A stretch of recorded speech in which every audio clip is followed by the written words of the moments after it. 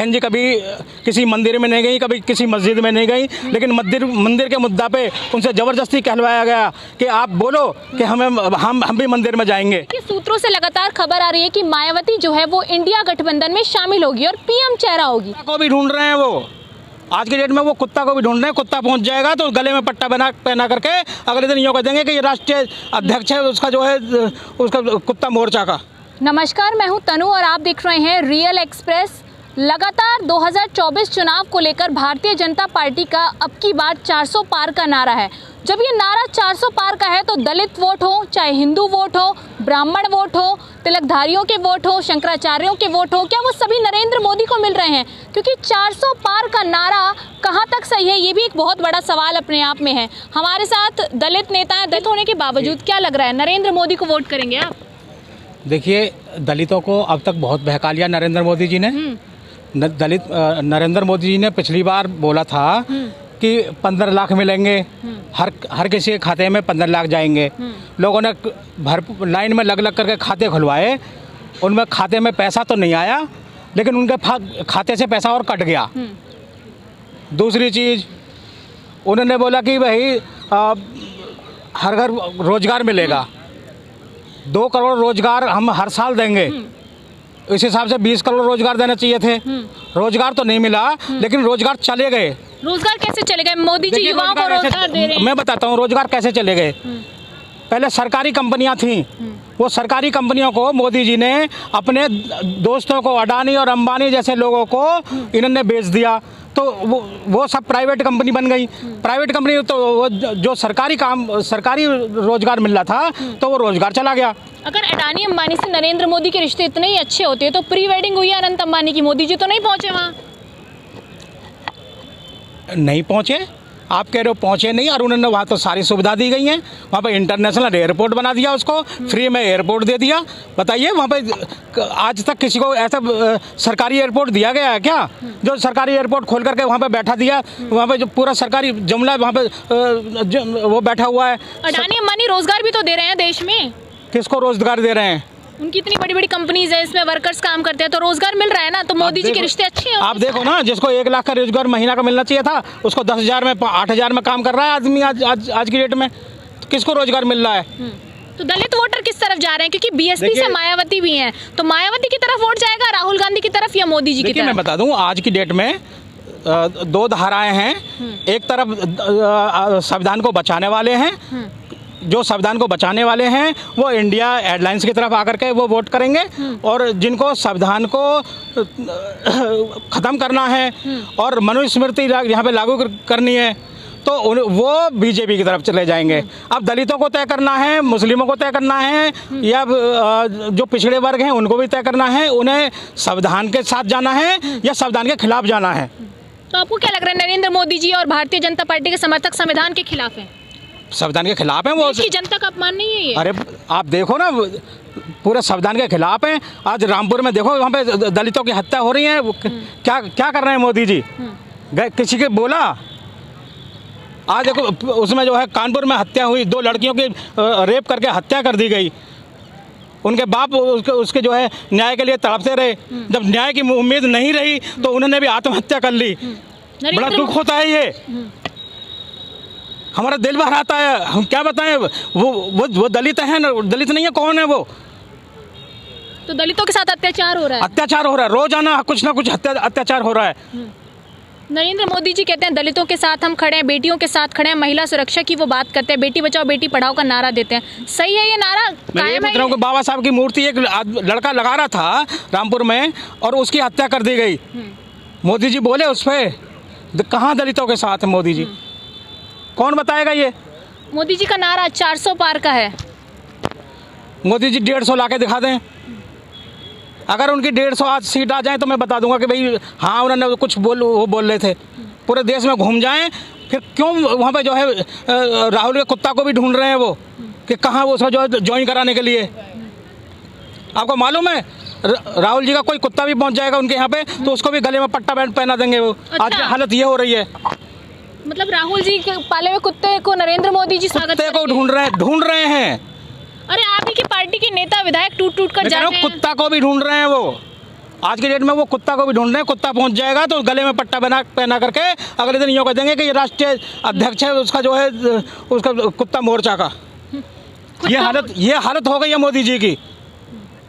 तो लेकिन मोदी जी लगातार रैली भी कर रहे हैं और कल वो श्रीनगर भी गए थे। आप देख रहे हो रैली में कोई आ नहीं रहा है, रैली में जब कोई आ नहीं रहा है तो उन्होंने वो चलाया कि भाई ईडी लाओ, सीबीआई लाओ, ये लाओ, वो लाओ, उनको तोड़ किसी भी तरीके से तोड़ के लाओ, ऐसा ना है तो उनको जो है कुछ सीट दे करके लेकर के आओ, किसी भी तरीक़ा से लाओ, दूसरी पार्टियों से नेता ने लेकर के आओ, नेता ना तो कार्यकर्ता को तोड़ के लगाओ और उनको जो है वहाँ पे वो दो। अपने कार्यकर्ता उनको पूछो, हालत ख़राब है उनकी और वो सब के सब मायूस है बीजेपी के जो कार्यकर्ता आज की डेट में। देखिए, सूत्रों से लगातार खबर आ रही है कि मायावती जो है वो इंडिया गठबंधन में शामिल होगी और पीएम चेहरा होगी। क्या मायावती अगर इंडिया गठबंधन में आती है और पीएम पद की उम्मीदवार बनती है, क्या इंडिया गठबंधन से पॉसिबल है? अगर इंडिया में आती हैं तो उनका स्वागत है और ये इंडिया गठबंधन तय करेगा और बहन जी भी तय करेंगी कि उनको इंडिया गठबंधन में आना है और आना तो उनको तो सम्मान तो उनको मिलेगा। ये तो बिल्कुल बिल्कुल सच बात है, उसमें कोई वो नहीं। अगर कोई भी आपकी पार्टी में आना चाहे तो आप उसको कोई भी पद देने को तैयार हैं? राहुल गांधी को पीएम छोड़ देंगे? कोई भी की बात ही नहीं है यहाँ पर। निराचारी उनको थोड़ी अत्याचारी इनको थोड़ी लेंगे।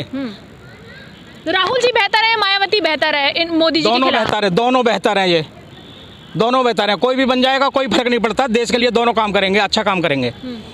लेकिन कहा जा रहा है मायावती मोदी जी से मिली हुई है, चुप रहती हैं, किसी भी मुद्दों पर बोलती नहीं है।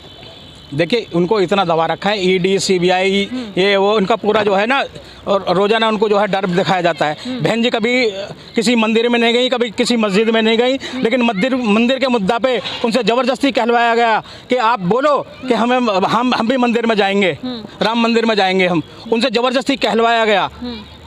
तो अगर राम मंदिर में मायावती जाती तो क्या तकलीफ थी? वो कभी किसी मंदिर में गई ही नहीं। मैं दलित हूँ, मैं जानता हूँ उनको, मैं बचपन से उनको जानता हूँ। आप मंदिर में गए हैं कि नहीं गए हैं? मैं तो गया हूँ, लेकिन मैं बहन जी की मैं बता रहा हूँ कि बहन जी कभी मंदिर में नहीं गई और ना कभी किसी मस्जिद में नहीं, कि कभी गुरुद्वारे में नहीं गई, कभी किसी भी धार्मिक प्रोग्राम में बहन जी कभी नहीं जाती। मतलब धर्म के नाम पर वोट भी नहीं मांगती? कभी ना तो वोट मांगती है, ना कभी धर्म के उसमें जाती है। वो कोई उसमें नहीं जाती। मायावती वोट भी नहीं मांगती है, मायावती अपने मुद्दों को भी नहीं रखती है। लेकिन जब एमपी में चुनाव हुआ था तो उन्होंने सीधा कह दिया था अपने लोगों से कि बीएसपी वाले कांग्रेस को वोट मत देना, चाहे वोट कहीं भी दे दो। पीछे क्या हुआ वो अलग बात है, लेकिन आज जो देश का चुनाव है, ये देश के चुनाव में बहन जी को पता है कि वो संविधान बचाने के लिए वो जरूर हमारे इंडिया गठबंधन के साथ आएंगी। ये हमें कम से कम उम्मीद है इसीलिए।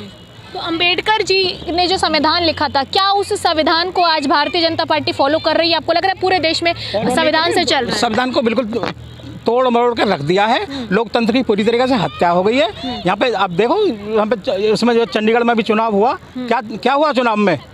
पूरी तरीके से तोड़ मोड़ के उसको जो है जो 16 MLA 16 काउंसलर वाली पार्टी और दूसरी 20 वाली, तो 16 वाले को जो है वहाँ पे जिता दिया और 20 वाले को हरा दिया। तो आंखों के सामने वो तो सुप्रीम कोर्ट का धन्यवाद कि जो उसने जो है वो दोबारा वो उसको पलट दिया। नहीं तो ये तो तोड़ मोड़ के ये तो पूरी तरीके से चाहते हैं कि लोकतंत्र की हत्या हो। तो आपको अगर मौका मिलेगा 2024 में भारतीय जनता पार्टी अगर सत्ता में आएगी तो आप बीजेपी की तरफ जाएंगे क्या, जैसे आपके नेता चले जाते हैं? बीजेपी आएगी नहीं सत्ता में, तो सोचना भी, आप देखिए ये मीडिया की सोच है ऐसी। बीजेपी सत्ता में नहीं आ रही है, सब जानते हैं इस चीज़ को। लेकिन सर्वे कह रहे हैं कि बीजेपी जीत रही है और 38-40 सीटों पर सिमट कर रह जाएगी अगर कांग्रेस अकेले चुनाव लड़ती है।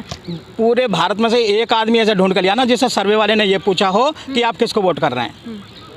लेकिन इंडिया एक आदमी वो किसी से पूछने नहीं जाते। वहीं पे आज की डेट में जो सर्वे करने वाले हैं वो वहाँ पे टीवी पे बैठे रहते हैं। आज की डेट में वो कहीं जाते नहीं ना, वो पहले कभी जाते थे, लेकिन पहले कुछ सर्वे होते भी थे, लेकिन आज की डेट में कोई सर्वे नहीं होता है। 20 साल का मैंने जो एक सर्वे कंपनी में काम किया, मैं बता दूं आपको, मुझे पता है कि कैसे सर्वे होते हैं। लेकिन उस समय सर्वे होते थे। अब लगभग 10-12 साल से मैंने कंपनी वो छोड़ दिया है, लेकिन अब सर्वे होते नहीं है। अब तो ये बैठे बैठे वहीं पे जो है पूरा गुणा भाग करके और वो देख करते रहते हैं बस। क्या लगता है आपको, इंडिया गठबंधन अगर एक साथ मिलकर चुनाव लड़ता है, बीजेपी हो, बीएसपी हो, ये तमाम पार्टी अगर एक साथ चुनाव लड़ती हैं, तो इससे कांग्रेस को नुकसान नहीं है? क्योंकि दिल्ली में केजरीवाल सीट मांगेंगे, यूपी में अखिलेश यादव मांगेंगे और अन्य जगहों पर आप चाहे बिहार की बात कर लीजिए, तेजस्वी मांगेंगे, तो फिर कांग्रेस कहाँ लड़ेगी? देखिए, आज कांग्रेस को बचाने वाली या बीएसपी को बचाने की बात नहीं है। आज संविधान बचाने की बात हो रही है, आज लोकतंत्र बचाने की बात हो रही है। सबसे अगर लोकतंत्र बचेगा, संविधान बचेगा, तभी ये पार्टियां बचेंगी, नहीं कुछ नहीं बचेगा।